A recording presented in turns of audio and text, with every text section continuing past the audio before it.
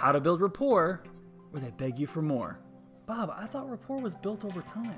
Well, there is that old saying, you know, like there's no second chance at a first impression. So which is it? Is it instant or is it over time? Find out today.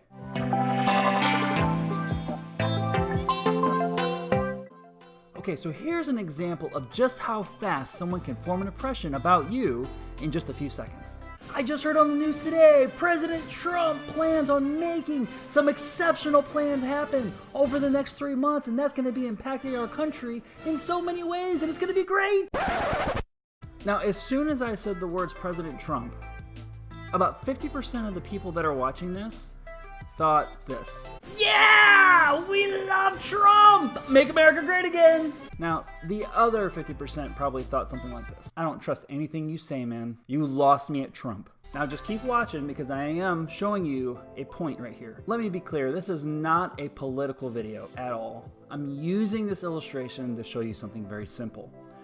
People will form an opinion instantly based off of just a few first words that come out of your mouth, or the first things as far as an appearance that people see. If you don't trust me, look at a guy switching through the channels when he's trying to watch TV, or look at any woman going shopping where she can say, yep, yep, yep, no, no, no, no, no, no, no, no. We make instant choices and have instant opinions about things as soon as we see them. Now, the name of this post is how to build instant rapport where they beg you for more. So how do you do that? How do you build instant rapport where literally people are engaged, they like you right away, they're intrigued by you right away, and they want to know more about what you do? Let's take this into a business sense. That's what I'm talking about! Now there's a simple little formula that we can use that I've used several times. I've shared this with several people. I did not come up with this completely by myself. I've read this in several books. Now in areas that you can use this, let's say you're at a networking event and someone asks you what you do. You can use it there. Let's say you're at a networking meeting and you've got 30 to 60 seconds to give a commercial as far as what you do and what the kind of people you're looking for. You can use this there as well. And another great place to use this is actually if you can teach this to people that are in your network. It is an amazing way of producing and generating referrals. And I'm going to give you a great example of that at the end of the video. So Bob, what's the formula? What is this thing? Well, here you go. It's fact plus tidbit. And that's it. Fact, tidbit. That works. Yeah, it does. Let me give you an example. So first, let's start with the facts. Dress. Just the facts, ma'am. The facts are going to be general things that pretty much everyone will agree with. These are things that I think are universal, and the best kind of facts you can pick are the ones that tie somewhere into your profession, the problems that you solve, and things like that. So here's a few examples. You know how moving can be a headache, and most people want a smooth moving experience. You know how most people hate diets, and like nobody likes getting up early in the morning and having to do push-ups until they throw up. You know how most people know it's a good idea to send a card in the mail. Most busy professionals don't send as many as they know they should just because they get busy. Now these are just a few examples, and you'll notice how I used you know how, those three little words, you know how, at the beginning of most of those sentences or those facts. Those are actually three very simple little magic words, and there's all kinds of psychology behind this, and I can share that with you if you wanted to. Leave me a comment in this post if you would like more information on that. But those actually help you break into someone's subconscious, and it's almost like magic in how it works. Oh, are you doing magic? Let's see them. Other examples of those magic little words are going to be like most people. All of these actually will get you into their subconscious. They're going to start listening to what you say. When you combine that with the fact, a very well-known fact about the problem that you solve, you have just teed up the tidbit, and that's what we're going to talk about next. Now, when most people are asked the question, what do you do? They literally just give their profession or who they work for. Now, don't take any offense to this. People don't really care what you do. People don't care what I do either. People only care about one thing: the problem that you solve either for them or the people in their lives. That's it.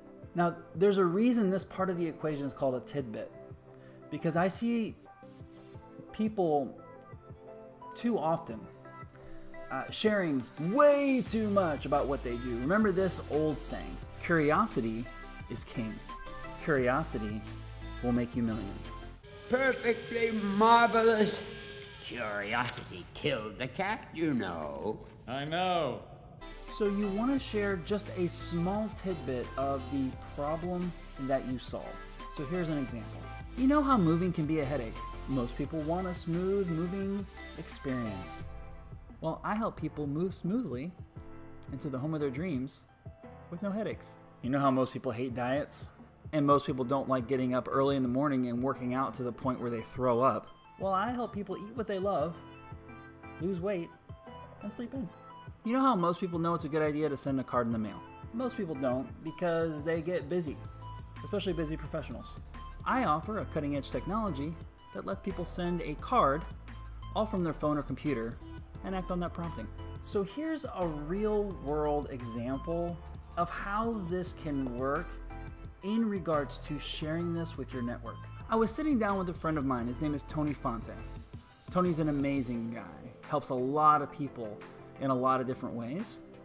And we went through this exercise together, and I helped him by simply going through what I'm sharing with you here of crafting his fact tidbit. And it was so easy to remember. I can still remember it to this day, and this was months ago. Well, literally a few days later, I was sitting down with a friend of mine, her name is Sheila, and I asked her this simple question: do you know Tony Fonte? She said, no, I don't know who Tony Fonte is. What does he do? Now, here was my opportunity to share with her the fact tidbit, and this is what I said. You know how most single dads that have lost their wives have a fair amount of challenges? They want great things for their kids, but a lot of times they don't even know where to start. Well, Tony's actually a coach to single dads. He's been through that experience himself because he actually lost his wife several years ago. He helps single dads live the life they were always supposed to live and do the things for their kids that they always dreamed of. When I shared that with Sheila, she literally said, oh my gosh, I need to meet Tony because I know somebody that he needs to meet right away. That turned into an instant referral. So it doesn't take long to actually formulate this, and once you do it a few times, it's actually really easy. Plus, this is an easy way to add value to people in your network and helping them craft an answer to that question when someone asks them, what do you do? So craft your fact tidbit today. In fact, I'd love for you to leave it in the comments down below. I'd love to hear the stories that come from that. Also, hey, you know what? If you have a way of doing this that actually works better than what I just shared, join the conversation. Leave a comment below, and I'd love to hear what you use or how you explain what you do. That helps generate referrals and helps you growing your business. Now, many people that watch my videos know that I love Disney. Disney parks, Disney movies, the rides, oh, and the food. So good. So something that I'm doing in these videos, so you'll have to rewatch this one to see this, but there's something that they have in the parks and the movies called a hidden Mickey. What's a hidden Mickey? I'm glad you asked. So an example of a hidden Mickey is right here. So the one I just showed you isn't the one that counts. It was actually earlier in the video. So if you leave a comment with the timestamp of where the hidden Mickey showed up in any of my videos from this point on, the first person that leaves that comment with the timestamp, both on YouTube and Facebook, is going to get a gift from me in the mail, gourmet fudge brownies. So with that being said, I would highly recommend that you subscribe to the channel. Also hit that notification, both on Facebook and on YouTube, so that you get notified when these videos come out, because if you're the first person to watch and the first person to put the timestamp of when the hidden Mickey is in the video, you get some brownies. So guys, thank you so much. Thank you so much for sharing these videos, for subscribing, and entering in the conversation. Leave me comments below, and I'd love to get your thoughts on this. Thanks a bunch. We'll catch you next time.